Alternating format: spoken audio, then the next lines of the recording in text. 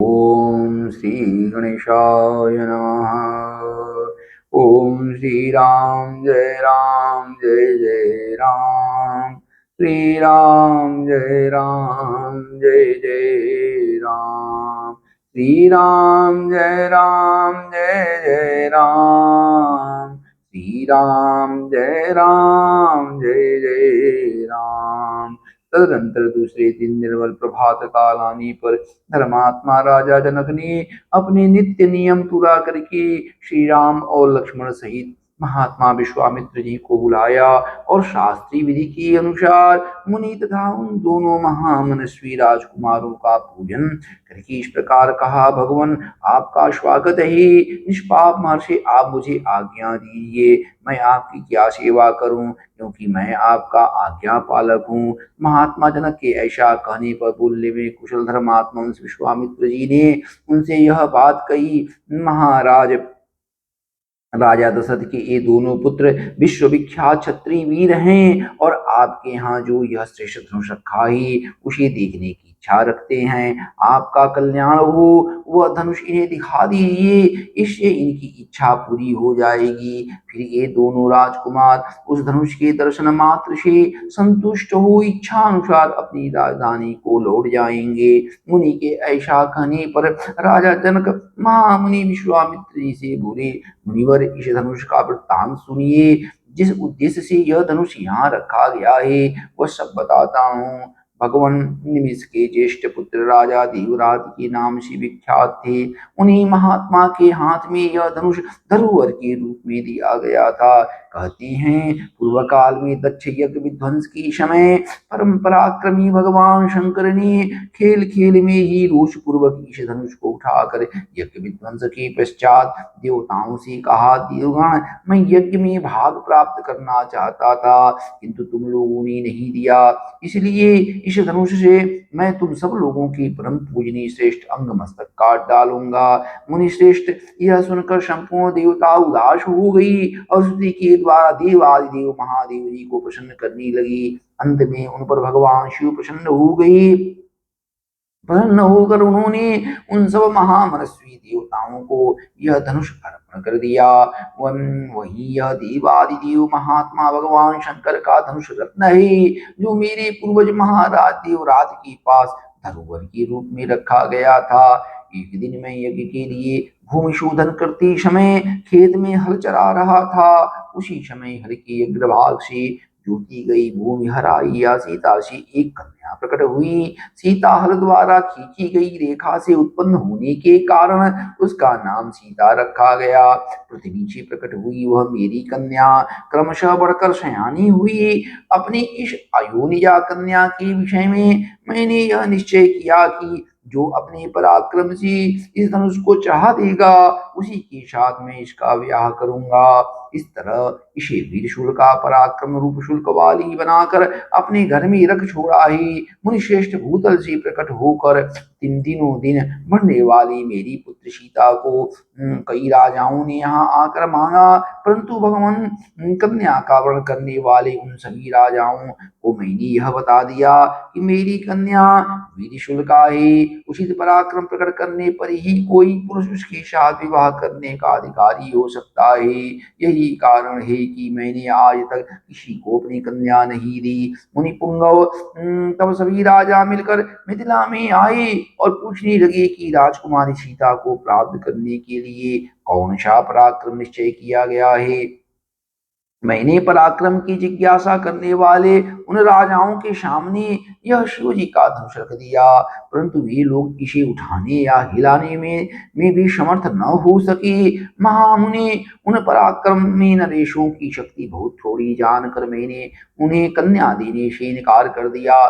तपोधन इसके बाद जो घटना घटी उसे भी आप सुन लीजिए। मुनि प्रवर मेरे इनकार करने पर ईशव राजा अत्यंत कुपित हो उठे और अपने पराक्रम के विषय में संशयपन्न हो मिथिला को चारों ओर से घेर कर खड़े हो गए। मेरे द्वारा अपना तिरस्कार हुआ मानकर उन श्रेष्ठ नरेशों ने अत्यंत रुष्ट हो मिथिलापुरी को सब ओर से पीड़ा देना प्रारंभ कर दिया। मुनि श्रेष्ठ पूरी एक वर्ष तक वे घेरा डाली रही। इस बीच में युद्ध के सारे साधन छीन हो गई। इससे मुझे बड़ा दुख हुआ।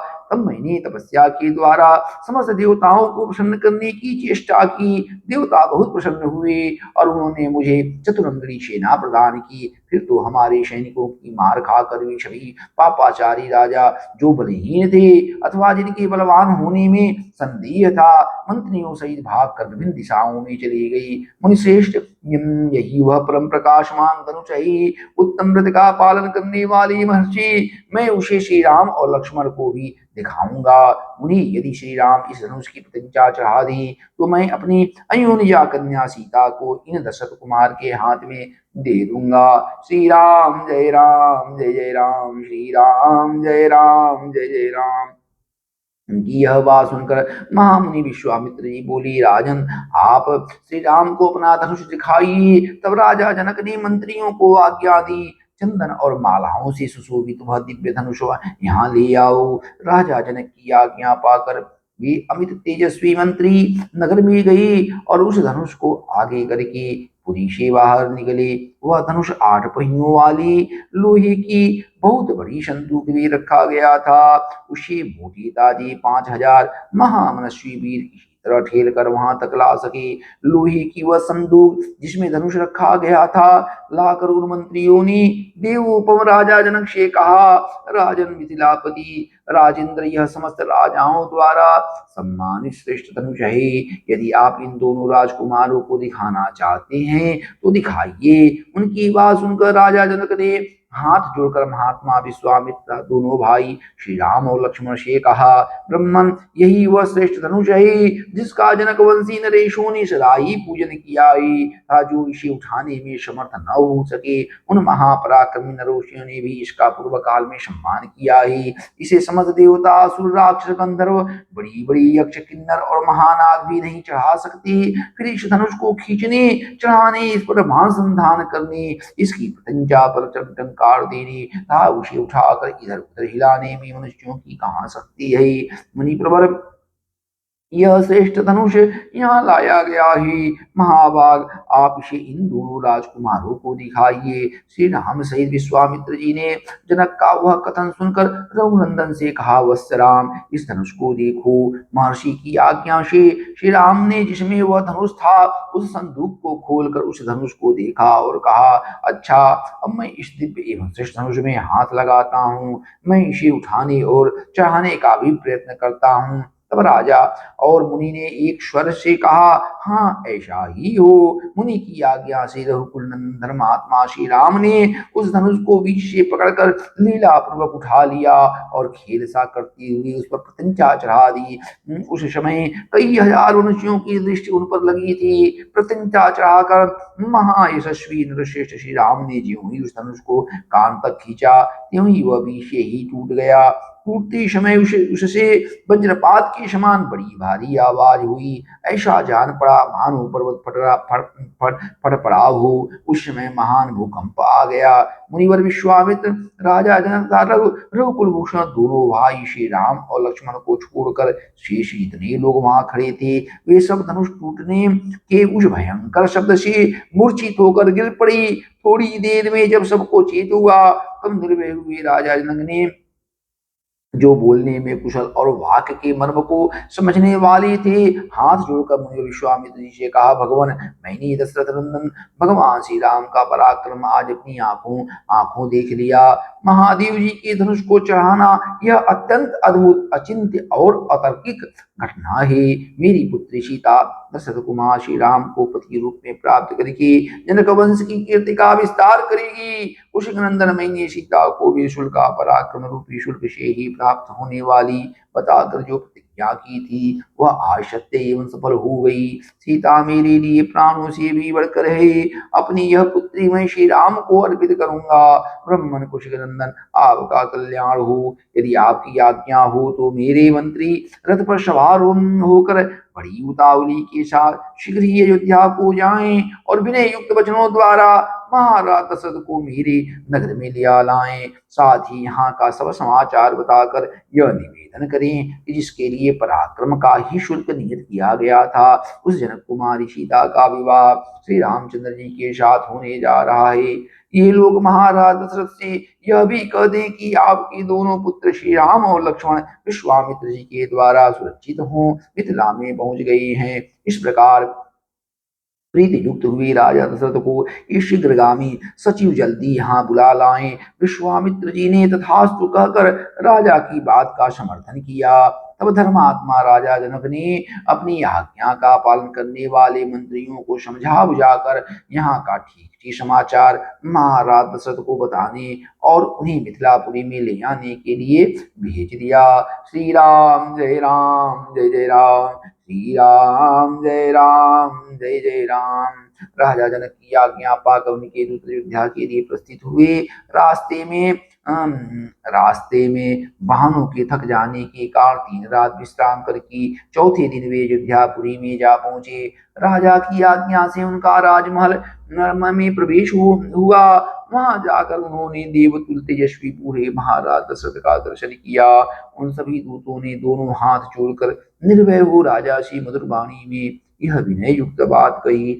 महाराज, मिथिलापति राजा जनक ने अग्निहोत्र की अग्नि को सामने रखकर स्नेह युक्त मधुर वाणी में सेवकों सहित आपका तथा आपके उपाध्याय और पुरोहितों का बारंबार कुशल मंगल पूछा ही। इस प्रकार व्यग्रता रहित कुशल पूछकर मिथिलापति विधिराज ने महर्षि विश्वामित्र जी की आज्ञा से आपको यह संदेश दिया है। राजन, आपको मेरी पहले की हुई प्रतिज्ञा का हाल मालूम होगा। मैंने अपनी पुत्री के विवाह के लिए पराक्रम का ही शुल्क नियत किया था। उसे शुल्क कितने ही राजा अमरश में भरे हुए आए, किंतु यहाँ पराक्रमहीन सिद्ध हुए और विमुख होकर घर लौट गए। नरेश्वर, मेरी इस कन्या को विश्वामित्र जी के साथ अकस्मात घूमते फिरते आए हुए आपके पुत्र श्री राम ने अपने पराक्रम से जीत लिया। महाबाहो महात्मा श्री राम ने महान जन समुदाय के मध्य मेरे यहाँ रखे हुए रत्न स्वरूप दिव्य धनुष को बीच से तोड़ डाला है। अतः मैं इन महात्मा श्री रामचंद्र जी को अपनी वीर शूलिका कन्या सीता प्रदान करूंगा। ऐसा करके मैं अपनी प्रतिज्ञा से पार होना चाहता हूँ। आप इसके लिए मुझे आज्ञा देने की कृपा करें। महाराज, आप अपने गुरु एवं पुरोहित के साथ यहाँ शीघ्र पधारें और अपने दोनों पुत्र कुलभूषण श्री राम और लक्ष्मण को देखें। आपका भला हो। राजेंद्र, यहाँ पधार कर आप मेरी प्रतिज्ञा पूर्ण करें। यहाँ आने से आपको अपने दोनों पुत्रों के विवाह जनित आनंद की प्राप्ति होगी। राजन, इस तरह विजयराज ने आपके पास यह मधुर संदेश भेजा था। इसके लिए उन्हें विश्वामित्र जी की आज्ञा और सदानंद जी की सम्मति भी प्राप्त हुई है। संदेशवाहक मंत्रियों का यह वचन सुनकर राजा दशरथ बड़ी प्रसन्न हुए। उन्होंने महर्षि वशिष्ठ, वामदेव तथा अन्य मंत्रियों से कहा, कुशिक नंदन विश्वामित्र से सुरक्षित हो कौशल्या का आनंद वर्धन करने वाले श्री राम अपने छोटे भाई लक्ष्मण के साथ विदेह देश में निवास करते हैं। वहां महात्मा राजा जनक ने ककुस्थ कुलभूषण श्री राम के पराक्रम को प्रत्यक्ष देखा है। इसलिए वे अपनी पुत्री सीता का विवाह रघुकुल रत्न राम के साथ करना चाहते हैं। यदि आप लोगों की रुचि एवं सम्मति हो तो हम लोग शीघ्र ही महात्मा जनक की मिथिलापुरी को चलें। इसमें विलंब न हो। यह सुनकर समस्त महर्षियों सहित मंत्रियों ने बहुत अच्छा कहकर एक स्वर से चलने की सम्मति दी। राजा बड़ी प्रसन्न हुए और मंत्रियों से बोले, कल सवेरे ही यात्रा कर देनी चाहिए। महाराज दशरथ के सभी मंत्री समस्त सद्गुणों से संपन्न थे। राजा ने उनका बड़ा सत्कार किया। अतः बारात चलने की बात सुनकर उन्होंने बड़ी आनंद से वह रात्रि व्यतीत की। श्री राम जय राम जय जय राम, श्री राम जय राम जय जय राम। दल बल सहित राजा दशरथ की मिथिला यात्रा तदनंतर रात्रि व्यतीत होने पर उपाध्याय और बंधु बांधवों सहित राजा दशरथ हर्ष में भरकर सुमंत्र से इस प्रकार बोले, आज हमारी सभी धनाध्यक्ष खजांची बहुत सा धन लेकर नाना प्रकार के रत्नों से संपन्न हो सबसे आगे चले। उनकी रक्षा के लिए हर तरह की सुव्यवस्था होनी चाहिए। सारी चतुरंगनी सेना भी यहाँ से शीघ्र ही कूच कर दी। अभी मेरी आज्ञा सुनते ही सुंदर सुंदर पालकियां और अच्छे अच्छे घोड़े आदि वाहन तैयार होकर चल दें। वशिष्ठ, वामदेव, जाबाली, कश्यप, दीर्घजीवी, मार्कंडे मुनि तथा कात्यायन ये सभी ब्रह्मर्षि आगे आगे चले। मेरा रथ भी तैयार करो, देर नहीं होनी चाहिए। राजा जनक के दूत मुझे जल्दी करने के लिए प्रेरित कर रहे हैं। राजा की इस आज्ञा के अनुसार चतुरंगिणी सेना तैयार हो गई और ऋषियों के साथ यात्रा करते हुए महाराज दशरथ के पीछे पीछे चली। 4 दिन का मार्ग तय करके वे सब लोग विदेह देश में जा पहुंचे। उनकी आगमन का समाचार सुनकर श्रीमान राजा जनक ने स्वागत सत्कार की तैयारी की। तत्पश्चात आनंद मग्न हुए राजा जनक बूढ़े महाराज दशरथ के पास पहुंचे। उनसे मिलकर उन्हें बड़ा हर्ष हुआ। राजाओं में श्रेष्ठ मिथिला नरेश ने आनंद मग्न हुए पुरुष प्रवर राजा दशरथ से कहा, नरश्रेष्ठ रघुनंदन, आपका स्वागत है। मेरी बड़ी भाग जो आप यहाँ पधारे। आप यहाँ अपने दोनों पुत्रों की प्रीति प्राप्त करेंगे जो उन्होंने अपने पराक्रम से जीत कर पाई है। महातेजस्वी भगवान वशिष्ठ मुनि ने भी हमारे सौभाग्य से ही यहाँ पदार्पण किया है। ये इन सभी श्रेष्ठ ब्राह्मणों के साथ वैसी ही शोभा पा रहे हैं जैसे देवताओं के साथ इंद्र सुशोभित होते हैं। सौभाग्य से मेरी सारी विघ्न बाधाएं पराजित हो गई। रघुकुल के महापुरुष महान बल से संपन्न और पराक्रम में सबसे श्रेष्ठ होते हैं। इस कुल के साथ संबंध होने के कारण आज मेरे कुल का सम्मान बढ़ गया। नरश्रेष्ठ नरेंद्र, कल सवेरे इन सभी महर्षियों के साथ उपस्थित हो मेरे यज्ञ की समाप्ति के बाद आप श्री राम के विवाह का शुभ कार्य संपन्न करें। ऋषियों की मंडली में राजा जनक की यह बात सुनकर बोलने की कला जानने वाले विद्वानों में श्रेष्ठ एवं वाक मर्मज्ञ महाराज दशरथ ने मिथिला नरेश को इस प्रकार उत्तर दिया। धर्मज्ञ, मैंने पहले से यह सुन रखा है कि प्रतिग्रह दाता के अधीन होता है, अतः आप जैसा कहेंगे हम वैसा ही करेंगे। सत्यवादी राजा दशरथ का वह धर्मानुकूल तथा यशोवर्धन वचन सुनकर विधिराज जनक को बड़ा विस्मय हुआ। तदनंतर सभी महर्षि एक दूसरे से मिलकर बहुत प्रसन्न हुए और सबने बड़े सुख से वह रात बिताई। इधर महातेजस्वी श्री राम विश्वामित्र जी को आगे करके लक्ष्मण के साथ पिताजी के पास गए और उनके चरणों का स्पर्श किया। राजा दशरथ ने भी जनक के द्वारा आदर सत्कार पाकर बड़ी प्रसन्नता का अनुभव किया तथा अपने दोनों रघुकुल रत्न पुत्रों को सकुशल देखकर उन्हें अपार हर्ष हुआ। वे रात में बड़ी सुख से वहां रहे।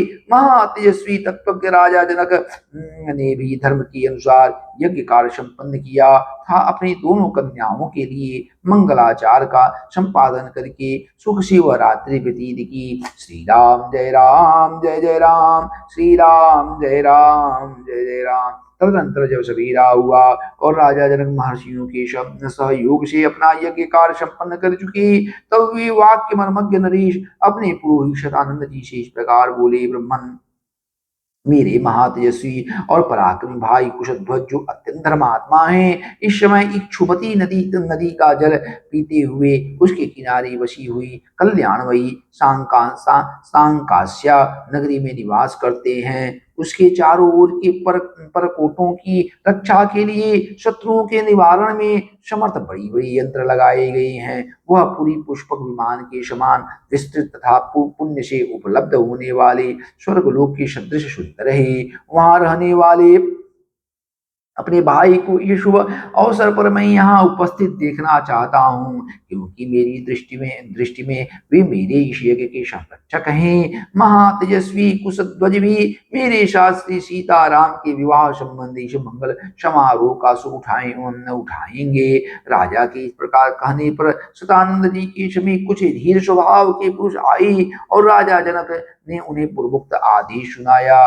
राजा की आज्ञा से वे श्रेष्ठ दूत तेज चलने वाले घोड़ों पर सवार हो पुरुष सिंह कुशध्वज को बुला लाने के लिए चल दिए। मानो इंद्र की आज्ञा से उनके दूत भगवान विष्णु को बुलाने जा रही हूँ। सांकास्या में पहुंचकर उन्होंने कुशध्वज से भेंट की और मिथिला का यथार्थ समाचार एवं जनक का अभिप्राय भी निवेदन किया।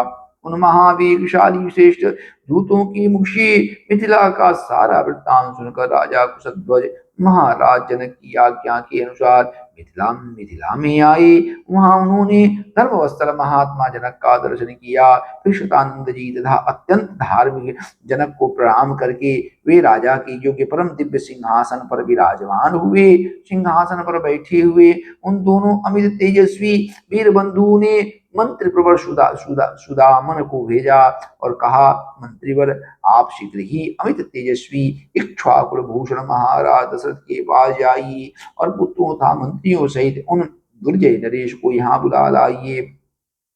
आज्ञा पाकर मंत्री सुदामन महाराज दशरथ के खेमे में जाकर रघुकुल की कीर्ति बढ़ाने वाले उन नरेश से मिले और मस्तक झुकाकर उन्हें प्रणाम करने के पश्चात इस प्रकार बोले, वीर अयोध्या नरेश मिथिलापति विदेहराज जनक इस समय उपाध्याय और पुरोहित सहित आपका दर्शन करना चाहते हैं। मंत्रीवर सुदामन की बात सुनकर राजा दशरथ ऋषियों और बंधु बांधवों के साथ उस स्थान पर गई जहाँ राजा जनक विद्यमान थे।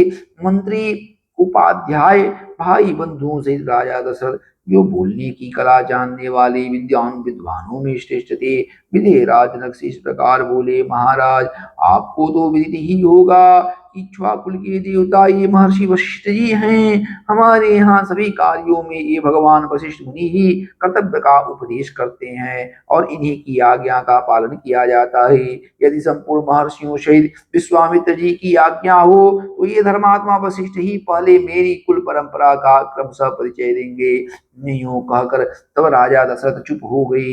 तो वाक्यवेत्ता भगवान वशिष्ठ मुनि पुरोहित सहित विदेहराज से इस प्रकार बोले, ब्रह्मा जी की उत्पत्ति का कारण अव्यक्त है, ये स्वयंभू हैं, नित्य शाश्वत और अविनाशी हैं। उनसे मरीचि की उत्पत्ति हुई, मरीचि के पुत्र कश्यप हैं, कश्यप से विवस्वान का और विवस्वान से वैवस्वत मनु का जन्म हुआ। मनु पहले प्रजापति थे, उनसे इक्ष्वाकु नामक पुत्र हुआ। इन इक्ष्वाकु को ही आप अयोध्या के प्रथम राजा समझें। इक्ष्वाकु के पुत्र का नाम कुक्षी था।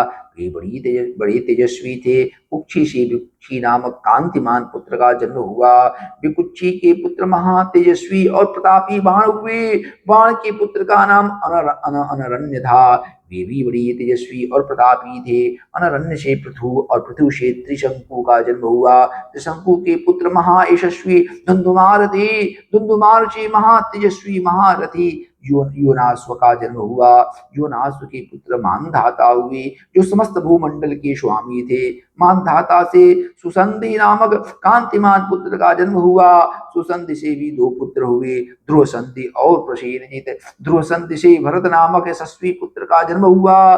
भरत से महातेजस्वी असित की उत्पत्ति हुई। राजा असित के साथ है ताल जंघ और शशबिंदु, इन तीन राजवंशों के लोग शत्रुता रखने लगे थे। युद्ध में इन तीनों शत्रुओं का सामना करते हुए राजा असित प्रवासी हो गए।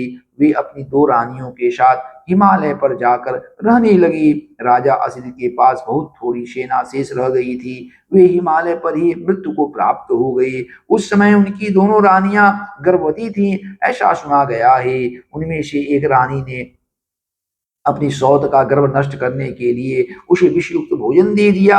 उस समय उस रमणी एवं श्रेष्ठ पर्वत पर भृगुकुल में उत्पन्न हुए महामुनि चिवन तपस्या में लगे हुए थे।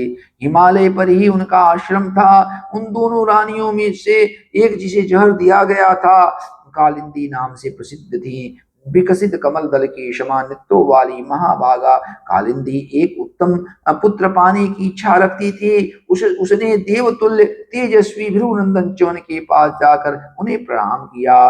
उस समय ब्रह्मर्षि च्यवन ने पुत्र की अभिलाषा रखने वाली कालिंदी से पुत्र जन्म के विषय में कहा, महाभागी, तुम्हारे उदर में एक महान बलवान, महातेजस्वी और महापराक्रमी उत्तम पुत्र है। वह कांतिमान बालक थोड़े ही दिनों में गरजहर के साथ उत्पन्न होगा। अतः कमल लोचने, तुम पुत्र के लिए चिंता न करो। वह विधवा राजकुमारी कालिंदी बड़ी पतिव्रता थी। महर्षि च्यवन को नमस्कार करके वह देवी अपने आश्रम पर लौट आई। फिर समय आने पर उसने एक पुत्र को जन्म दिया। उसकी सौत ने उसके गर्भ को नष्ट कर देने के लिए जो गर्भ विष दिया था, उसके साथ ही उत्पन्न होने के कारण वह राजकुमार सगर नाम से विख्यात हुए। सगर के पुत्र असमंजस और असमंजस के पुत्र अंशुमान हुए।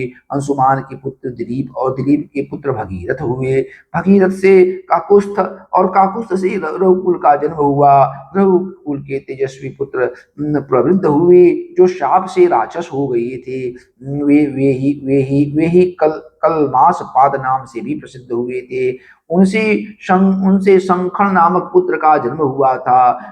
शंखल के पुत्र सुदर्शन और सुदर्शन के अग्निवर्ण हुए। अग्निवर्ण के शीघ्रक और शीघ्रक के पुत्र पुत्र मरु थे।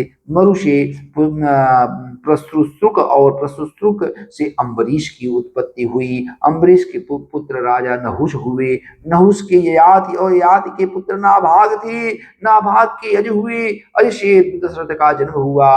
इन्हीं महाराज दशरथ से ये दोनों भाई श्री राम और लक्ष्मण उत्पन्न हुए हैं। इक्ष्वाकुल में उत्पन्न हुए राजाओं का वंश आदिकाल से ही शुद्ध रहा है। ये सब के सब परम धर्मात्मा वीर और सत्यवादी होते आए हैं। नरश्रेष्ठ नरेश्वर इसी इक्ष्वाकुल में उत्पन्न हुए श्री राम और लक्ष्मण के लिए मैं आपकी दो कन्याओं का वर्ण करता हूँ। ये आपकी कन्याओं के योग्य हैं और आपकी कन्याएं इनके योग्य हैं, अतः आप इन्हें कन्यादान करें। श्री राम जय राम जय जय राम और श्री राम जय राम जय जय राम। महर्षि वशिष्ठ जब इस प्रकार इक्ष्वाकु वंश का परिचय दे चुके, तब राजा जनक के हाथ जोड़कर उनसे कहा, मुनिश्रेष्ठ आपका भला हो। अब हम भी अपने कुल का परिचय दे रहे हैं। सुनिए महामते, कुलीन पुरुष के लिए कन्यादान के समय अपने कुल का पूर्ण रूपेण परिचय देना आवश्यक है, अतः आप सुनने की कृपा करें। प्राचीन काल में निमि नामक एक परम धर्मात्मा राजा हुए जो संपूर्ण धैर्यशाली महापुरुषों में श्रेष्ठ था। अपने पराक्रम से तीनों लोकों में विख्यात थे। उनके मिथि नामक एक पुत्र हुए। मिथि के पुत्र का नाम जनक हुआ। यही हमारे कुल में पहले जनक हुए हैं। इन्हीं के नाम पर हमारे वंश का प्रत्येक राजा जनक कहलाता है। जनक से उदावसु का जन्म हुआ। उदावसु से धर्मात्मा नंदिवर्धन उत्पन्न हुए। नंदिवर्धन के शूरवीर पुत्र का नाम सुकेतु हुआ। सुकेतु के भी देवरात नामक पुत्र हुए। देवरात महान बलवान और धर्मात्मा थे। राजर्षि देवरात के बृहद्रथ नाम से प्रसिद्ध एक पुत्र हुए। बृहद्रथ के पुत्र महावीर हुए जो शूर और प्रतापी थे। महावीर के सुधृति हुए जो धैर्यवान और सत्य पराक्रमी थे। सुधृति के भी धर्मात्मा धृष्टकेतु हुए जो परम धार्मिक थी। राजर्षि धृष्टकेतु का पुत्र हर्यश्च नाम से विख्यात हुआ। हर्यश्व के पुत्र मरु के पुत्र प्रतिंधक तथा प्रतिंधक के पुत्र धर्मात्मा राजा कीर्तिरथ हुए। कीर्तिरथ के पुत्र देववीर नाम से विख्यात हुए। देववीर के विबुध और विबुध के पुत्र महीध्रग हुए। महीध्रग के पुत्र महाबली राजा कीर्तिरात हुए। राजर्षि कीर्तिरात के महारोमा नामक पुत्र उत्पन्न हुआ। महारोमा से धर्मात्मा रोमा का जन्म हुआ। राजर्षि रोमा से ह्रस्व रोमा उत्पन्न हुए। धर्मज्ञ महात्मा राजा ह्रस्व रोमा के दो पुत्र उत्पन्न, जिनमें ज्येष्ठ तो मैं ही हूँ और कनिष्ठ मेरा छोटा भाई वीर कुशध्वज है। मेरे पिता मुझे ज्येष्ठ पुत्र को राज्य पर अभिषिक्त करके कुशध्वज का सारा भार मुझे सौंप कर वन में चले गई। वृद्ध पिता के स्वर्गामी हो जाने पर अपने देवतुल्य भाई कुशध्वज को स्नेह दृष्टि से देखता हुआ मैं इस राज्य का भार धर्म के अनुसार वहन करने लगा। कुछ काल के अंतर पराक्रम की राजा सुधन्वा ने सांकास्य नगर से आकर मिथिला को चारों ओर से घेर लिया। उसने मेरे पास दूध भेजकर कहलाया कि तुम शिव जी के परम उत्तम धनुष तथा अपने कमल नयनी कन्या सीता को मेरे हवाले कर दो। महर्षि, मैंने उसकी मांग पूरी नहीं की, इसलिए मेरे साथ उसका युद्ध हुआ। उस संग्राम में सम्मुख युद्ध करता हुआ राजा सुधन्वा मेरे हाथ से मारा गया। मुनिश्रेष्ठ, राजा सुधन्वा का वध करके मैंने सांकाश नगर के राज्य पर अपने शूरवीर भ्राता कुशध्वज को अभिषिक्त कर दिया। महामुनि, ये मेरे छोटे भाई कुशध्वज हैं और मैं इनका बड़ा भाई हूँ। मुनिवर, मैं बड़ी प्रसन्नता के साथ आपको 2 बहुएं प्रदान करता हूँ। आपका भला हो। मैं सीता को श्री राम के लिए और उर्मिला को लक्ष्मण के लिए समर्पित करता हूँ। पराक्रम ही जिसको पाने का तुल्य शर्त था, उस देव कन्या के समान सुंदरी अपनी प्रथम पुत्री सीता को श्री राम के लिए तथा दूसरी पुत्री उर्मिला को लक्ष्मण के लिए दे रहा हूँ। मैं इस बात को 3 बार दोहराता हूँ, इसमें संशय नहीं है। मुनि प्रवर, मैं परम प्रसन्न होकर आपको 2 बहुएं दे रहा हूँ। वशिष्ठ जी से ऐसा कहकर राजा जनक ने महाराज दशरथ से कहा, राजन, अब आप श्री राम और लक्ष्मण के मंगल के लिए इनसे गोदान करवाइए। आपका कल्याण हो। नांदी मुख श्राद्ध का कार्य भी संपन्न कीजिए। इसके बाद विवाह का कार्य आरंभ कीजिएगा। महाबाहु प्रभु, आज मघा नक्षत्र है। राजन, आज के तीसरे दिन उत्तरा फाल्गुनी नक्षत्र में वैवाहिक कार्य कीजिएगा। आज श्री राम और लक्ष्मण के अभ्युदय के लिए गो, भूमि, तीर और सुवर्ण आदि का दान कराना चाहिए, क्योंकि वह भविष्य में सुख देने वाला होता है। श्री राम जय राम, जय जय राम, श्री राम जय राम, जय जय राम। विजयराज जनक जब अपनी बात समाप्त कर चुके, तब वशिष्ठ सहित महामुनि विश्वामित्र उन वीर नरेश से इस प्रकार बोले, नरश्रेष्ठ, इक्ष्वाकु और विदेह दोनों ही राजाओं के वंश अचिंतनीय हैं। दोनों के ही प्रभाव की कोई सीमा नहीं है। इन दोनों की समानता करने वाला दूसरा कोई राजवंश नहीं है। राजन, इन दोनों कुलों में जो यह धर्म संबंध स्थापित होने जा रहा है, सर्वथा एक दूसरे के योग्य है। रूप वैभव की दृष्टि से भी समान योग्यता का है, क्योंकि उर्मिला से सीता श्री राम और लक्ष्मण के अनुरूप हैं। नरश्रेष्ठ, इसके बाद मुझे भी कुछ कहना है। आप मेरी बात सुनिए। राजन, आपके छोटे भाई जो ये धर्मज्ञ राजा कुशध्वज बैठे हैं, इन धर्मात्मा नरेश के भी 2 कन्याएं हैं, जो इस भूमंडल में अनुपम सुंदरी हैं। नरश्रेष्ठ भूपाल, मैं आप इन दोनों कन्याओं का कुमार भरत और बुद्धिमान शत्रुघ्न, इन दोनों महामनस्वी राजकुमारों के लिए इनकी धर्मपत्नी बनाने के उद्देश्य से ग्रहण करता हूँ।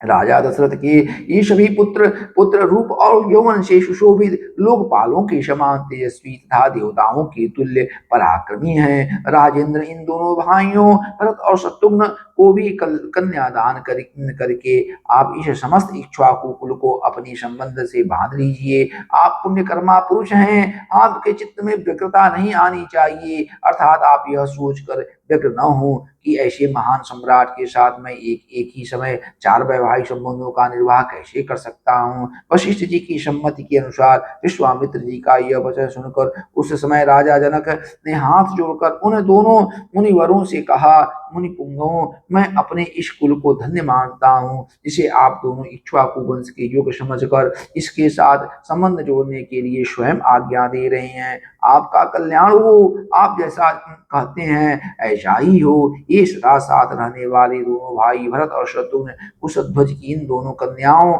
में से एक एक को अपनी अपनी धर्मपत्नी रूप में ग्रहण करें। महामुनि, ये चारों महाबली राजकुमार एक ही दिन हमारी चारों राजकुमारियों का पाणी ग्रहण करें। ब्राह्मण, अगले 2 दिन फाल्गुनी नामक नक्षत्रों से युक्त है।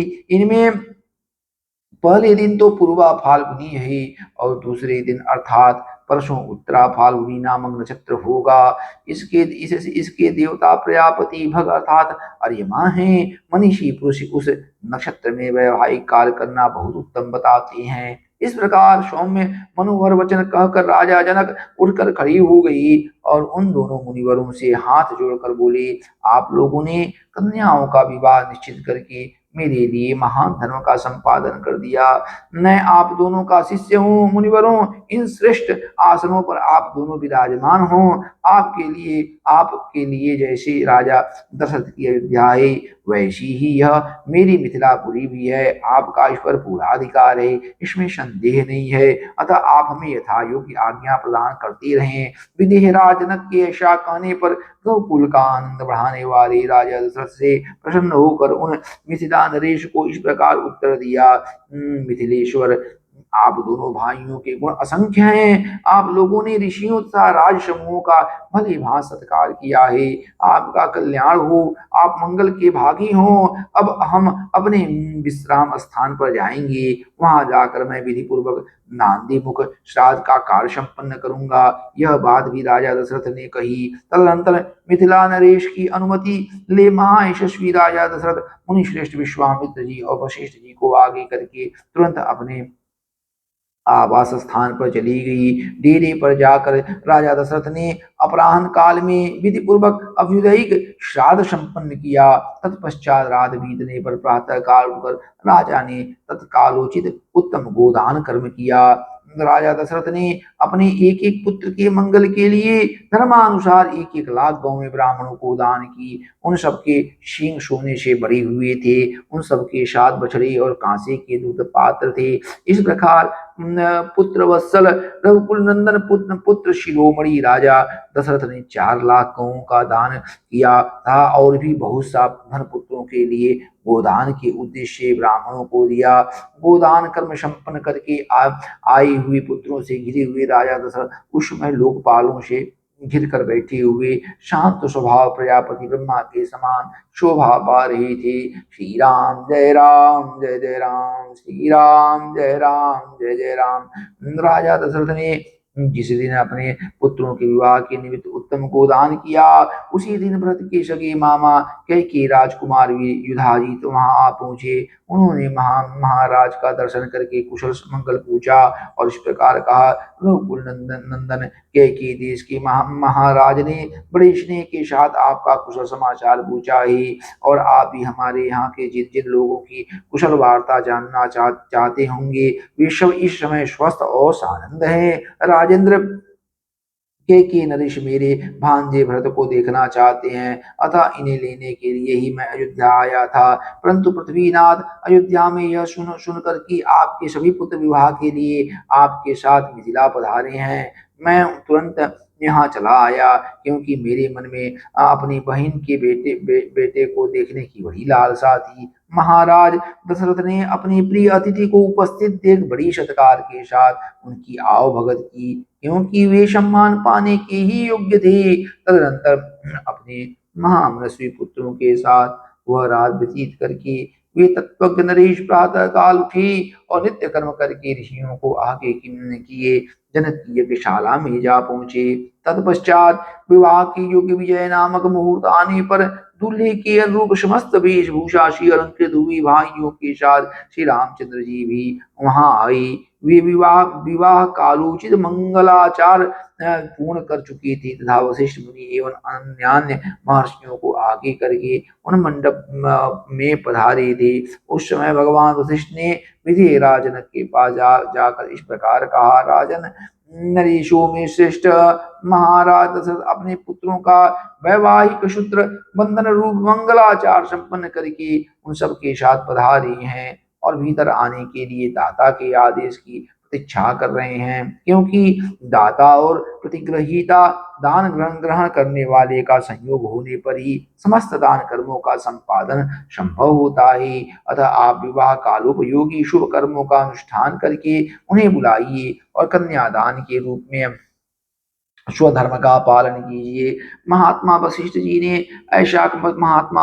के ऐसा कहने पर परम उदार, परम धर्मज्ञ और महातेजस्वी राजा जनक ने इस प्रकार उत्तर दिया, मुनिश्रेष्ठ, महाराज के लिए मेरे यहाँ कौन सा पहरेदार खड़ा है? वे किसके आदेश की प्रतीक्षा करते हैं? अपने घर में आने के लिए कैसा सोच विचार है? यह जैसे मेरा राज्य है वैसे ही आपका है।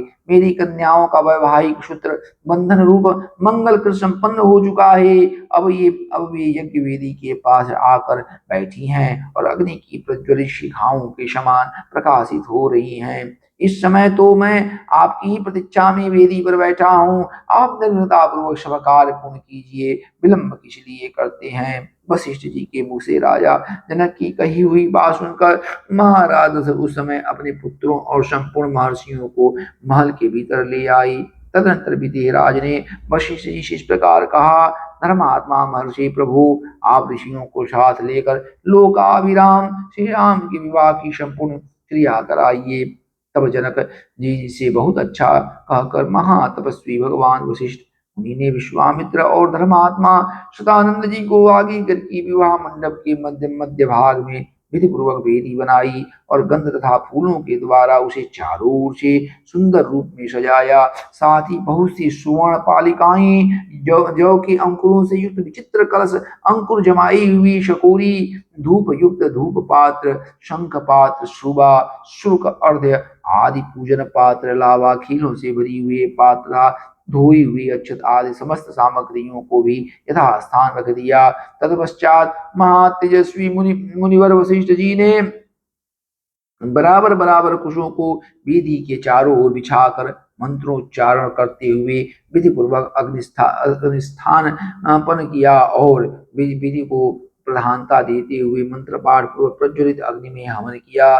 तदंतर राजा जनक ने सब प्रकार के आभूषणों से विभूषित सीता को ले आकर अग्नि के समक्ष श्री रामचंद्र जी के सामने बिठा दिया और माता कौशल्या का आनंद बढ़ाने वाले उन श्री राम से कहा, रघुनंदन तुम्हारा कल्याण हो। यह मेरी पुत्री सीता तुम्हारी सहधर्मिणी के रूप में उपस्थित है। इसे स्वीकार करो और इसका हाथ अपने हाथ में लो।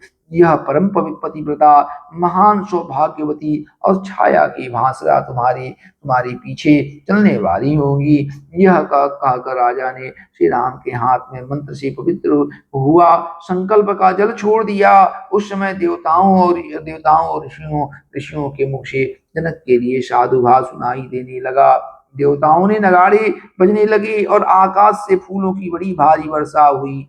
इस प्रकार मंत्र और संकल्प के जल के साथ अपनी पुत्री सीता का दान करके हर्षमग्न हुई राजा जनक ने लक्ष्मण से कहा, लक्ष्मण तुम्हारा कल्याण हो। आओ मैं उर्मिला को तुम्हारी सेवा में दे रहा हूँ, इसे स्वीकार करो। इसका हाथ अपने हाथ में लो, इसमें विलंब नहीं होना चाहिए। लक्ष्मण से ऐसा कहकर जनक ने भरत से कहा, रघुनंदन मांडवी का हाथ अपने हाथ में लो। फिर धर्मात्मा मिथिलेश ने शत्रुघ्न को संबोधित करके कहा, महाभाव तुम अपने हाथ से स्तुति कीर्ति का पानी ग्रहण करो। तुम चारों भाई शांत स्वभाव हो, तुम सबने उत्तम व्रत का भली भांति आचरण किया ही। काकुत्स्थ कुलभूषण तुम चारों भाई पत्नी से संयुक्त हो जाओ, इस कार्य में विलंब नहीं होना चाहिए। राजा जनक का यह वचन सुनकर उन चारों राजकुमारियों के हाथ अपने हाथ में लिए। फिर वशिष्ठ जी की सम्मति से उन रघुकुल नंदन महामनस्वी राजकुमार मारों ने अपनी पत्नी के साथ अग्निवेदी राजा दशरथ तथा ऋषि मुनियों की परिक्रमा की और वेदोक्त विधि के अनुसार वैवाहिक कार्य पूर्ण किया। उस समय आकाश से फूलों की बड़ी भारी वर्षा हुई जो सुहावनी लगती थी। दिव्य दुंदुभियों की गंभीर ध्वनि, दिव्य गीतों के मनोहर शब्द और दिव्य वाद्यों के मधुर घोष के साथ झुंड की झुंड अप्सराएं नृत्य करने लगी और गंधर्व मधुर गीत गाने लगे। उन रघुकुल वंश शिरोमणि राजकुमारों के विवाह में वह अद्भुत दृश्य दिखाई दिया। शहनाई आदि बाजों के मधुर घोष से गूंजते हुए उस वर्तमान विवाह उत्सव में उन महा तेजस्वी राजकुमारों ने अग्नि की 3 परिक्रमा करके पत्नियों को स्वीकार करते हुए विवाह कर्म संपन्न किया। तदनंतर रघुकुल को आनंद प्रदान करने वाले वे चारों भाई अपनी पत्नियों के साथ जनवासी में चली गई। राजा दशरथ भी ऋषियों और बंधु बांधवों के साथ पुत्रों और पुत्र वधुओं को देखते हुए उनके पीछे पीछे गई। श्री राम जय राम जय जय राम, श्री राम जय राम जय जय राम। तदनंतर जब रात बीती और सवेरा हुआ तब महामुनि विश्वामित्र जी राजा जनक और महाराज दशरथ दोनों राजाओं से पूछकर उनकी अस्वीकृति ले उत्तर पर्वत पर हिमालय की शाखाभूत पर्वत पर जहाँ कौशिकी के तट पर उनका आश्रम था वहां चली गई। विश्वामित्र जी के चले जाने पर महाराज दशरथ भी विधिराज मिथिला नरेश की अनुमति लेकर ही शीघ्र अपनी पूरी अयोध्या को जाने के लिए तैयार हो गई। उस समय विधिराज जनक ने अपनी कन्याओं के निमित्त दहेज में बहुत अधिक धन दिया। उन मिथिला नरेश ने कई लाख गांवें, कितनी ही अच्छी अच्छी कालीनें तथा करोड़ों की संख्या में रेशमी और सूती वस्त्र दिए। भांति भांति के गहनों से सजे हुए बहुत से दिव्य हाथी, घोड़े, रथ और पैदल सैनिक भेंट किए। अपनी पुत्रियों के लिए सहेली के रूप में उन्होंने 100-100 कन्याएं तथा उत्तम दास दासियां अर्पित की। इन सब के अतिरिक्त राजा राजा ने उन सब के लिए 1 करोड़ स्वर्ण मुद्रा, रजत मुद्रा, मोती तथा मूंगे भी दिए। इस प्रकार मिथिलापति राजा जनक ने बड़ी हर्ष के साथ उत्तम उत्तम कन्याधन दहेज दिया। नाना प्रकार की वस्तुएं दहेज में देकर महाराज दशरथ की आज्ञा ले वे पुनः मिथिला नगर के भीतर अपने महल में लौट आई। उधर अयोध्या ऋषि राजा दशरथ भी संपूर्ण महर्षियों को आगे करके अपने अपने महात्मा पुत्रों, सैनिकों तथा सेवकों के साथ अपनी राजधानी की ओर प्रस्थित हुए। उस समय ऋषि समूह तथा श्री रामचंद्र जी के साथ यात्रा करते हुए पुरुष सिंह महाराज दशरथ के चारों ओर भयंकर बोली बोलने वाले पक्षी चहचहाने लगे। अब भूमि पर विचरने वाले समस्त मृग उन्हें दाहिने रख कर जाने लगे। उन सबको देखकर राज सिंह दशरथ ने वशिष्ठ जी से पूछा, मुनिवर, एक ओर तो ये भयंकर पक्षी घोर शब्द कर रहे हैं और दूसरी ओर ये मृग हमें दाहिनी ओर करके जा रहे हैं। यह अशुभ और शुभ दो प्रकार का शकुन कैसा? यह मेरे हृदय को कंपित किए किए देता है। मेरा मन विषाद में डूबा जाता है। राजा दशरथ का यह वचन सुनकर महर्षि वशिष्ठ जी ने मधुर वाणी में कहा, राजन, इस शकुन का जो फल है उसे सुनिए। आकाश में पक्षियों के मुख से जो बात निकल रही है वो बताती है इस समय कोई घोर भय उपस्थित होने वाला है, परंतु हमें दाहिने रख कर जाने वाली ये मृग उस भय के शांत हो जाने की सूचना दे रहे हैं। इसलिए आप ये चिंता छोड़िए। इन लोगों में इस प्रकार बात हो ही रही थी कि वहां बड़े जोरों की आंधी उठी। वह सारी पृथ्वी को कपाती हुई बड़ी बड़ी वृक्षों को धराशायी करने लगी। सूर्य अंधकार से आच्छन्न हो गई। किसी को दिशाओं का भान न रहा। धूल से ढक जाने की का वो सारी सेना मूर्छित सी हो गई। उस समय केवल वशिष्ठ मुनि अन्यान ऋषियों तथा पुत्रों सहित राजा दशरथ को ही चेत रह गया था। शेष सभी लोग अचेत हो गए थे। उस घोर अंधकार में राजा की वह सेना धूल से आच्छादित सी हो गई थी। उस समय राजा दशरथ ने देखा क्षत्रिय राजाओं का मान मर्दन करने वाले भृकुल नंदन जमदग्नि कुमार परशुराम सामने से आ रहे हैं। वे बड़ी भयानक से दिखाई देते थे। उन्होंने मस्तक पर बड़ी बड़ी जटाएं धारण कर रखी थी। वे कैलाश के समान दुर्जयी और कालाग्नि के समान दूषा प्रतीत होते थे। तेजोमंडल का जाज्वल्यमान से हो रहे थे। साधारण लोगों के लिए उनकी ओर देखना भी कठिन था। वे कंधे पर फरसा रखे और हाथ में विद्युत गणों के समान दीप्तिमान धनुष एवं भयंकर बाण लिए त्रिपुर विनाशक भगवान शिव के समान जान पड़ते थे। प्रज्वलित अग्नि के समान भयानक से प्रतीत होने वाले परशुराम जी को उपस्थित देख जप और होम में तत्पर रहने वाले वशिष्ठ आदि सभी ब्रह्मर्षि एकत्र हो परस्पर इस प्रकार बातें करने लगी।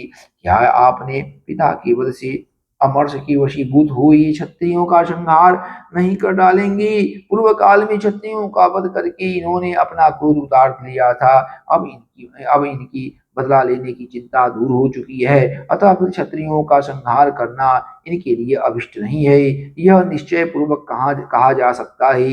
ऐसा कहकर ऋषियों ने भयंकर दिखाई देने वाले बिल्कुल नंदन परशुराम जी को अर्घ देकर लेकर दिया और राम राम राम राम श्री राम जय राम कहकर उनसे मधुर वाणी में बातचीत की। ऋषियों की दी हुई उस पूजा को स्वीकार करके प्रतापी जमदग्नि पुत्र परशुराम ने दशरथ नंदन श्री राम से इस प्रकार कहा, श्री राम जय जय राम।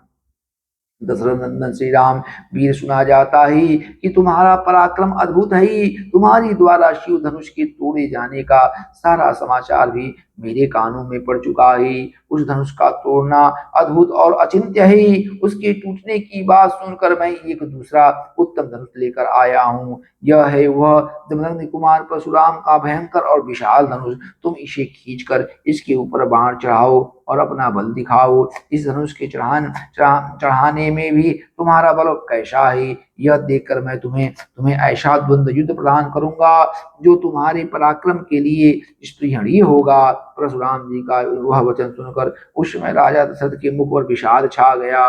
वे दीन भाव के साथ हाथ जोड़कर बोले, ब्रह्मन, आप स्वाध्याय और व्रत से शोभा पाने वाले भृगुवंशी ब्राह्मणों के कुल में उत्पन्न हुए और स्वयं भी महान तपस्वी और ब्रह्मज्ञानी हैं। क्षत्रियों पर अपना रोष प्रकट करके अब शांत हो चुके हैं, इसलिए मेरे बालक पुत्रों को आप अभयदान देने की कृपा करें, क्योंकि आपने इंद्र के समीप प्रतिज्ञा करके शस्त्र का परित्याग कर दिया है। इस तरह आप धर्म में तत्पर हो कश्यप जी को पृथ्वी का दान करके वन में आकर महेंद्र पर्वत पर आश्रम बनाकर रहते हैं। महामुनि इस प्रकार शस्त्र त्याग की प्रतिज्ञा करके भी आप मेरा सर्वनाश करने के लिए कैसे आ गए? यदि कहें मेरा रोष तो केवल राम पर है, तो एकमात्र राम के मारे जाने पर ही हम सब लोग अपने जीवन का परित्याग कर देंगे।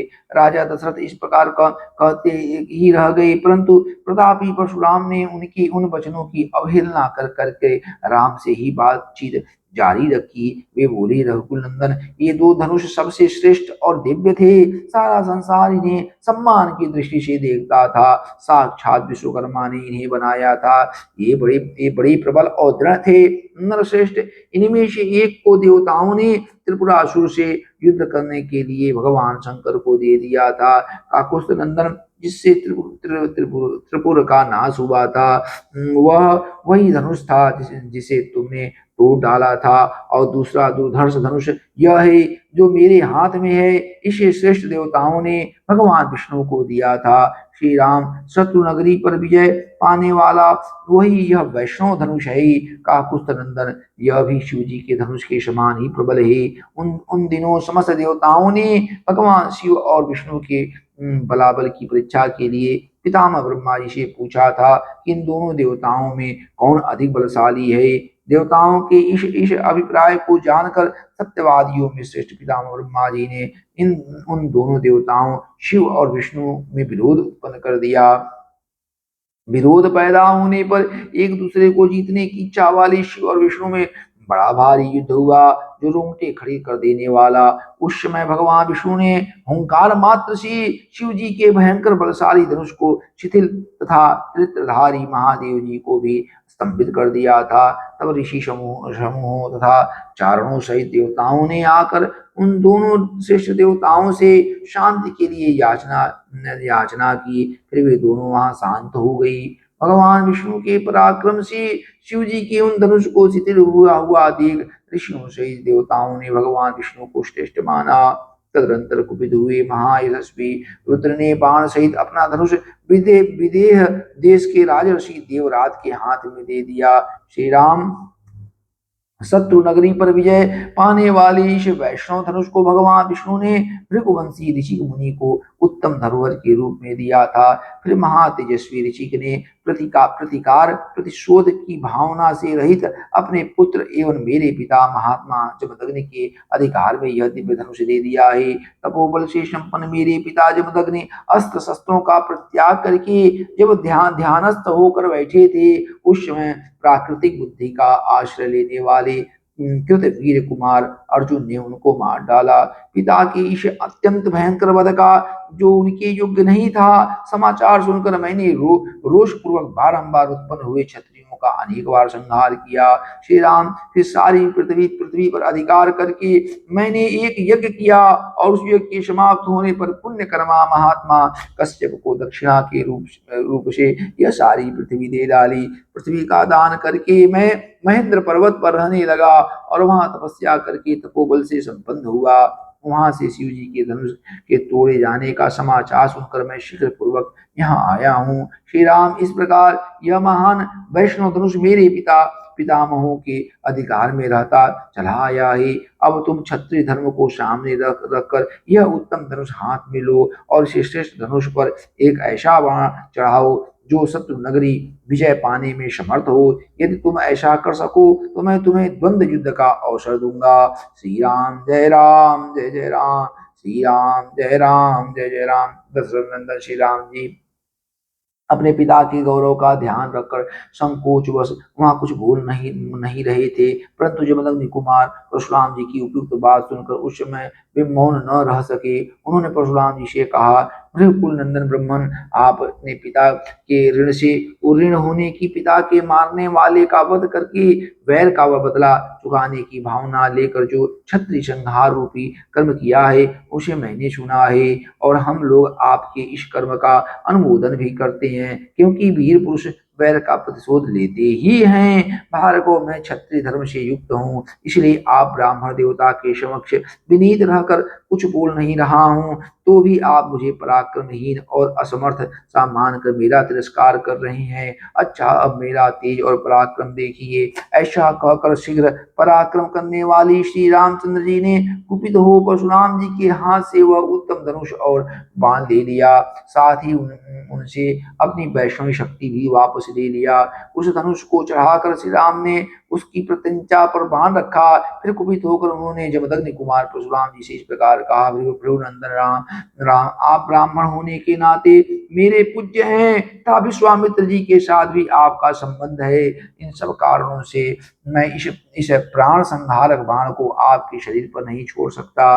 राम, मेरा विचार है कि आपको जो सर्वत्र शीघ्रता पूर्वक आने जाने की शक्ति प्राप्त हुई है, उसे अथवा आपने अपने तपोबल से जिन अनुपम पुण्य लोगों को प्राप्त किया है, उन्हीं को नष्ट कर डालूं, क्योंकि अपने पराक्रम से विपक्षी के बल के घमंड को चूर कर देने वाला यह दिव्य वैष्णव बाण, जो शत्रुओं की नगरी पर विजय लाने वाला है, कभी निष्फल नहीं जाता है। उस समय उस उत्तम धनुष और बाण को धारण करके करके खड़े हुए श्री रामचंद्र जी को देखने के लिए संपूर्ण देवता और ऋषि ब्रह्मा जी को आगे करके वहां एकत्र हो गई। गंधर्व, अप्सराएं, सिद्ध, चारण, किन्नर, यक्ष, राक्षस और नाग भी उस अत्यंत अद्भुत दृश्य को देखने के लिए वहां आ पहुंचे। जब श्री रामचंद्र जी ने वह श्रेष्ठ धनुष हाथ में ले लिया, उस समय सब लोग आश्चर्य से जड़वत हो गई। परशुराम जी का वैष्णव तेज निकलकर श्री रामचंद्र जी में मिल गया, इसलिए वीरहीन हुए जमदग्नि कुमार राम ने दशरथ नंदन श्री राम की ओर देखा। तेज निकल जाने से वीरहीन हो जाने के कारण जड़वत बनी हुई जमदग्नि कुमार परशुराम ने कमल नयन श्री राम से धीरे धीरे धीरे धीरे कहा, रघुनंदन, पूर्व काल में मैंने कश्यप जी को जब यह पृथ्वी दान की थी, तब उन्होंने मुझसे कहा था कि तुम्हें मेरे राज्य में नहीं रहना चाहिए। काकुत्स्थकुल नंदन, तभी से अपने गुरु कश्यप जी की इस आज्ञा का पालन करता हुआ मैं कभी रात में पृथ्वी पर नहीं निवास करता हूँ, क्योंकि यह बात सर्वविदित है कि मैंने कश्यप के सामने रात को पृथ्वी पर न रहने की प्रतिज्ञा कर रखी है। इसलिए वीर राघव, आप मेरी इस गमन शक्ति को नष्ट न करें। मैं मन के समान वेग से अभी महेंद्र नामक श्रेष्ठ पर्वत पर चला जाऊंगा, परंतु श्री राम, मैंने अपनी तपस्या से जिन अनुपम लोगों पर विजय पाई है, उन्हीं को आप इस श्रेष्ठ बाण से नष्ट कर दें। अब इसमें विलंब नहीं होना चाहिए। शत्रुओं को संताप देने वाले वीर, आपने जो इस धनुष को चढ़ा दिया, इससे मुझे निश्चय रूप से ज्ञात हो गया कि आप मधु दैत्यों को मारने वाले अविनाशी देवेश्वर भगवान विष्णु हैं। आपका कल्याण हो। ये सब देवता एकत्र होकर आपकी ओर देख रहे हैं। आपके कर्म अनुपम हैं। युद्ध में आपका सामना करने वाला दूसरा कोई नहीं है। काकुस्थ कुलभूषण, आपके सामने जो मेरी असमर्थता प्रकट हुई, यह मेरे लिए लज्जाजनक नहीं हो सकती, क्योंकि आप त्रिलोकीनाथ श्री हरि ने मुझे पराजित किया है। उत्तम व्रत का पालन करने वाले श्री राम, अब आप अपना अनुपम बाण छोड़िए। इसके छूटने के बाद ही मैं श्रेष्ठ महेंद्र पर्वत पर जाऊंगा। जमदग्नि जमदग्नि नंदन परशुराम जी के ऐसा कहने पर प्रतापी दशरथ नंदन श्री राम, भगवान श्री रामचंद्र जी ने श्रीमान रामचंद्र जी ने वह उत्तम बाण छोड़ दिया। अपनी तपस्या द्वारा उपार्जित की हुई पुण्य लोगों को श्री रामचंद्र जी के चलाए हुए उस बाण से नष्ट हुआ देखकर परशुराम जी शीघ्र ही उत्तम महेंद्र पर्वत पर चली गई। उनके जाते ही समस्त दिशाओं तथा उपदिशाओं का अंधकार दूर हो गया। उस समय ऋषियों सहित देवता उत्तम आयुधारी श्री रामचंद्र जी की भूरी भूरी प्रशंसा करने लगी। तदंतर दशरथ नंदन श्री राम ने जमदग्नि कुमार परशुराम जी का पूजन किया। उनसे उनसे पूजित और प्रभावशाली परशुराम जी दशरथ कुमार श्री रामचंद्र जी की परिक्रमा करके अपने स्थान को चले गई। श्री राम जय राम जय जय राम, श्री राम जय राम जय जय राम। जमदग्नि कुमार परशुराम जी के चले जाने पर महायशस्वी दशरथ नंदन श्री राम ने शांत चित्त होकर अपार शक्तिशाली वरुण के हाथ में वह धनुष दे दिया। तत्पश्चात वशिष्ठ आदि ऋषियों को प्रणाम करके रघुकुल श्री रामचंद्र जी ने अपने पिता को विकल देखकर उनसे कहा, पिताजी जमदग्नि कुमार परशुराम जी चली गई, अब आपके अधिनायक कत्व में सुरक्षित यह चतुरंगी सेना अयोध्या की ओर प्रस्थान करी। श्री राम का यह वचन सुनकर राजा दशरथ ने अपने पुत्र श्री रघुनाथ जी को दोनों भुजाओं से खींचकर छाती से लगा लिया और उनका मस्तक चूमा। परशुराम जी चली गई, यह सुनकर राजा दशरथ को बड़ा हर्ष हुआ। वे आनंद मग्न हो गई। उस समय उन्होंने अपना और अपने पुत्र का पुनर्जन्म हुआ माना। तदनंतर उन्होंने सेना को नगरी की ओर कूच करने की आज्ञा दी और वहां से चलकर बड़ी शीघ्रता के साथ वे अयोध्यापुरी में आ पहुंचे। उस समय उस पुरी में शबोर ध्वजा पताकाएं फहरा रही थी। सजावट से नगर की रमणीयता बढ़ गई थी और भांति भांति के वाद्यों की ध्वनि सारी अयोध्या गूंज उठी थी। सड़कों पर जल का छिड़काव हुआ था, जिससे पुरी की सुरम्य शोभा बढ़ गई थी। यत्र तत्र ढेर के ढेर फूल बिखेरे गए थे। पूर्ववासी मनुष्य हाथों में मांगलिक वस्तुएं लेकर राजा के प्रवेश मार्ग पर प्रसन्न मुख होकर खड़े थे। इन सबके भरी पूरी तथा भारी जन समुदाय के अलंकृत हुई अयोध्यापुरी में राजा ने प्रवेश किया।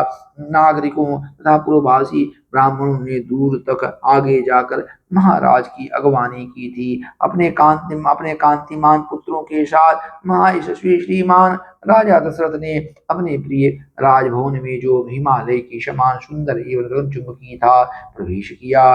राजमहल में सुजनों द्वारा मनोवांछित वस्तुओं से परम पूजित हो राजा दशरथ ने बड़ी आनंद का अनुभव किया। महारानी कौशल्या, सुमित्रा, सुंदर कटी प्रदेश वाली कैकेयी तथा जो अन्य राजपत्नियां थी वे सब बहुओं को उतारने के लिए कार में जुट गई। तदनंतर राज परिवार की उन स्त्रियों ने परम सौभाग्यवती सीता, यशस्विनी उर्मिला तथा कुशध्वज की दोनों कन्याओं मांडवी और स्तुतिकीर्ति को सवारी से उतारा और मंगल गीत गाती हुई सब वधुओं को घर में ले गई। वे प्रवेश कालिक होम कर्म से सुशोभित तथा रेशमी साड़ियों से अलंकृत थी। उन सब ने देव मंदिरों में ले जाकर उन बहुओं से देवताओं का पूजन करवाया। तदंतर नव वधु रूप में आई हुई उन सभी राजकुमारियों ने वंदनीय सास ससुर आदि के चरणों में प्रणाम किया और अपने अपने पति के साथ एकांत में रहकर वे सब की सब बड़े आनंद से समय व्यतीत करने लगी। श्री राम आदि पुरुष श्रेष्ठ चारों भाई अस्त्र विद्या में निपुण और विवाहित होकर धन और मित्रों के साथ रहते हुए पिता की सेवा करने लगे। कुछ काल के बाद रघुकुल नंदन राजा दशरथ ने अपने पुत्र कैकेयी कुमार भरत से कहा, बेटा ये तुम्हारे मामा कैकेयी राजकुमार वीर युधाजित तुम्हें लेने के लिए आए हैं और कई दिनों से यहाँ ठहरे हुए हैं। दशरथ जी की यह बात सुनकर कैकेयी कुमार भरत ने उस समय शत्रुघ्न के साथ मामा के यहाँ जाने का विचार किया। वे नरश्रेष्ठ शूरवीर भरत अपने पिता राजा दशरथ अनायास ही महान कर्म करने वाले श्री राम तथा सभी माताओं से पूछ कर उनकी आज्ञा ले शत्रु सहित वहां से चल दिए। शत्रुघ्न सहित भरत को साथ लेकर वीर युधाजित जीत से बड़े हर्ष के साथ अपने नगर में प्रवेश किया। इससे उनके पिता को बड़ा संतोष हुआ। भरत के चले जाने पर महाबली श्री राम और लक्ष्मण उन दिनों अपने देवोपम पिता की सेवा पूजा में संलग्न रहने लगे। पिता की आज्ञा से उद्धार करके वे नगरवासियों के सब काम देखने तथा उनके समस्त प्रिय तथा हितकर कार्य करने लगे। वे अपने को बड़े संयम में रखते थे और समय समय पर माताओं के लिए उनके आवश्यक कार्य पूर्ण करके गुरुजनों के से भारी कार्यों को भी सिद्ध करने का ध्यान रखते थे। उनके इस बर्ताव से राजा दशरथ वेद विद्ता ब्राह्मण तथा वैश्य वर्ग बड़ी प्रसन्न रहते थे। श्री राम के उत्तम शील और सद्व्यवहार से उस राज्य के भीतर निवास करने वाले सभी मनुष्य बहुत संतुष्ट रहते थे। राजा के उन चारों पुत्रों में सत्य पराक्रमी श्री राम ही लोक में अत्यंत यशस्वी तथा महान गुणवान हुए। ठीक उसी तरह जैसे समस्त भूतों में स्वयं ब्रह्मा ही अत्यंत यशस्वी और महान गुणवान है, श्री रामचंद्र जी सदा श्री सीता के हृदय मंदिर में विराजमान रहते थे। मनस्वी श्री राम का मन भी सीता में ही लगा रहता था। श्री राम ने सीता के साथ अनेक ऋतुओं तक विहार किया। सीता श्री राम को बहुत ही प्रिय थी, क्योंकि वे अपने पिता राजा जनक द्वारा श्री राम के हाथ में पत्नी रूप से समर्पित की गई थी। सीता के पातिव्रत आदि गुणों से तथा उनके सौंदर्य गुण से भी श्री राम का उनके प्रति अधिकाधिक प्रेम बढ़ता रहता था। इसी प्रकार सीता के हृदय में भी उनकी प्रति श्री राम अपने गुण और सौंदर्य के कारण द्विगुण प्रीति पात्र बनकर रहते थे। जनक नंदिनी मिथिलेश कुमार सीता श्री राम के हार्दिक अभिप्राय को भी अपने हृदय से ही और अधिक रूप से जान लेती थी तथा स्पष्ट रूप से बता भी देती थी। वे रूप में देवांगनाओं के समान थी और मूर्तिमती लक्ष्मी जी सी प्रतीत होती थी। श्रेष्ठ राजकुमारी सीता श्री राम की ही कामना रखती थी और श्री राम भी एकमात्र उन्हीं को चाहते थी। जैसे लक्ष्मी के साथ देवीश्वर भगवान विष्णु की शोभा होती है, उसी प्रकार उन सीता देवी के साथ राजर्षि दशरथ कुमार श्री राम परम प्रसन्न रहकर बड़ी शोभा पाने लगी। श्री राम जय राम जय जय राम, श्री राम जय राम जय जय राम।